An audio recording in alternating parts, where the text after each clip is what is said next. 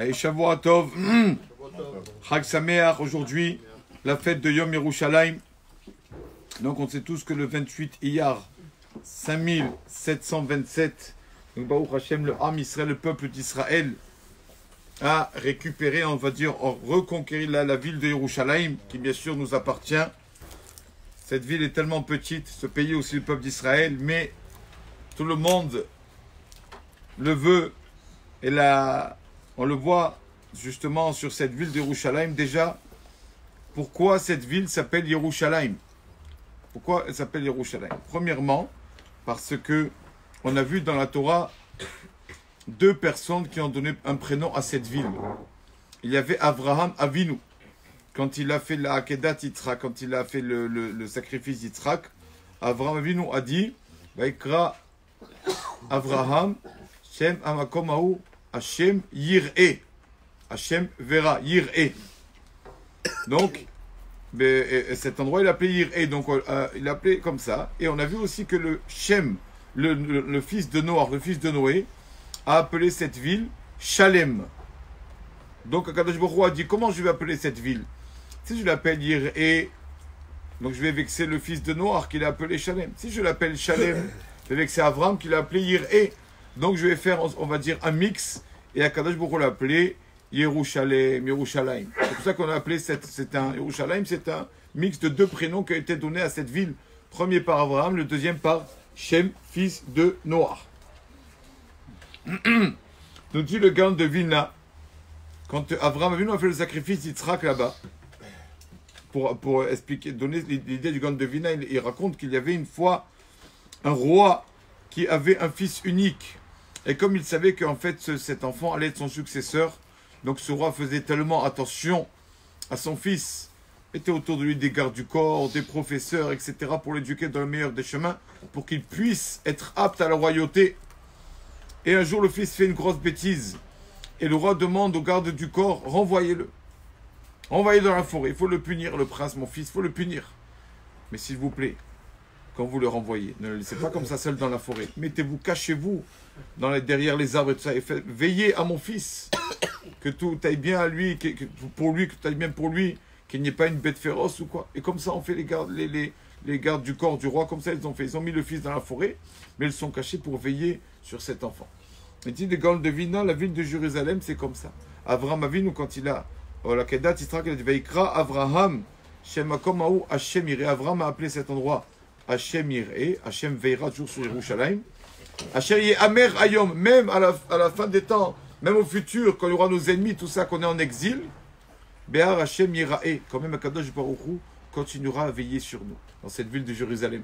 Malgré le fait qu'on n'a pas le Beth Amikdash, Hashem veille sur cette ville-là. Se cache peut-être, mais veille sur cette ville.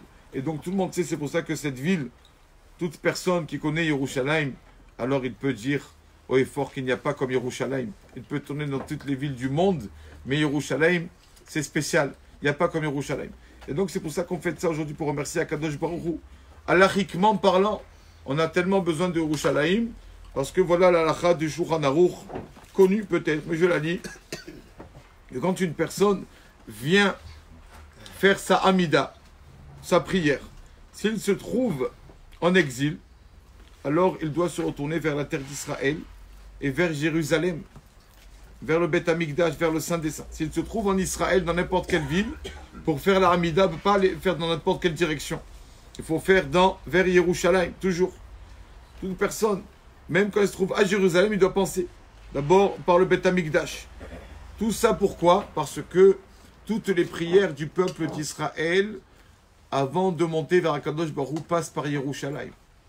C'est pour cela que la Gemara dit cette ville s'appelle Talpiot. Pourquoi on appelle la ville de Jérusalem Talpiot? Bon, de nos jours, c'est un quartier à Jérusalem.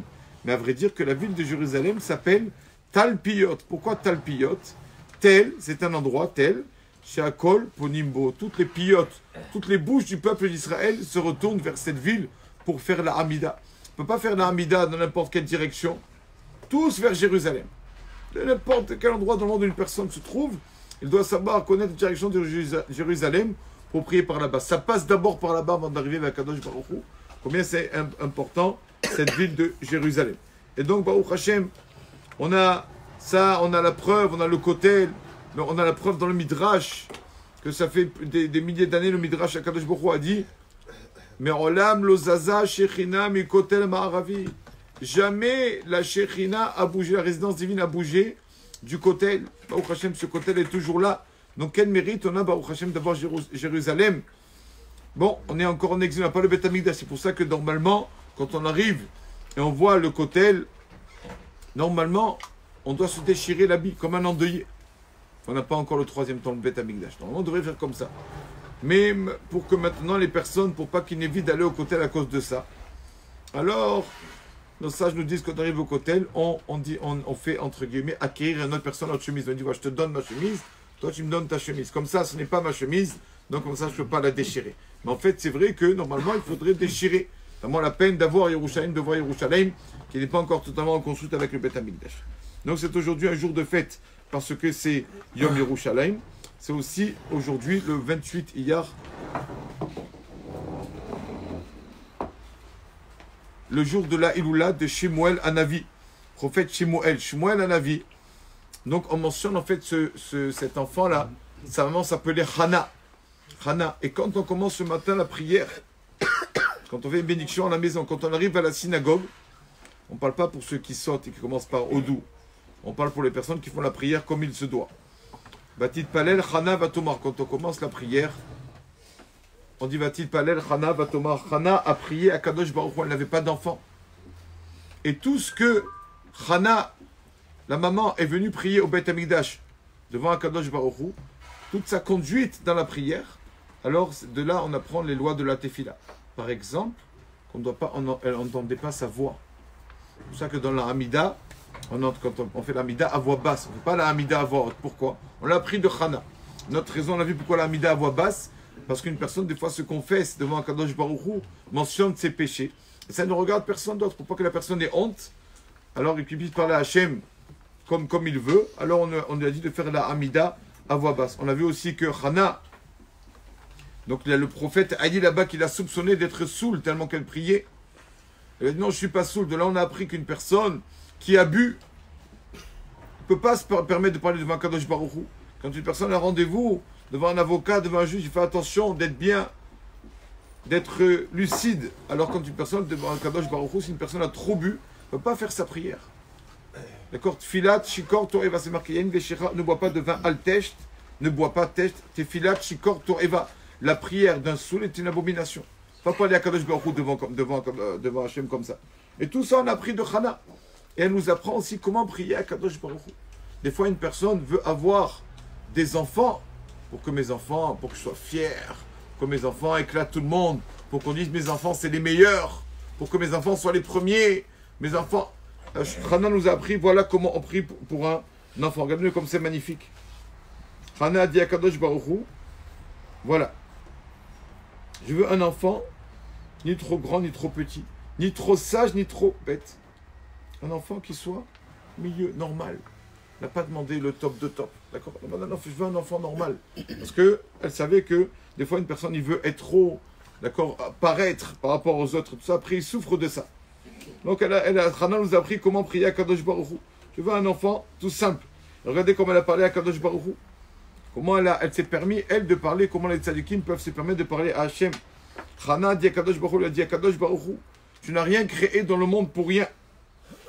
Tu as créé des yeux pour voir, des oreilles pour entendre, un nez pour l'odorat, une bouche pour parler, des mains pour travailler, des pieds pour marcher.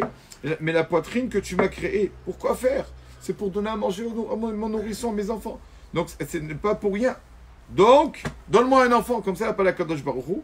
Et grâce à toutes ces phrases qu'elle s'est permis de dire à Kadosh Baruch Hu, alors elle a eu Baruch Hashem, cet enfant Shmuel tant attendu, qui est enterré aujourd'hui à Yerushalayim. Shemuel, la ville du prophète Shmuel, c'est lui qui a oint les deux premiers rois du peuple d'Israël, le roi Shaoul et le roi David, le prophète Shemuel. Donc que son mérite protège le Ham Israël. Amen. Amen.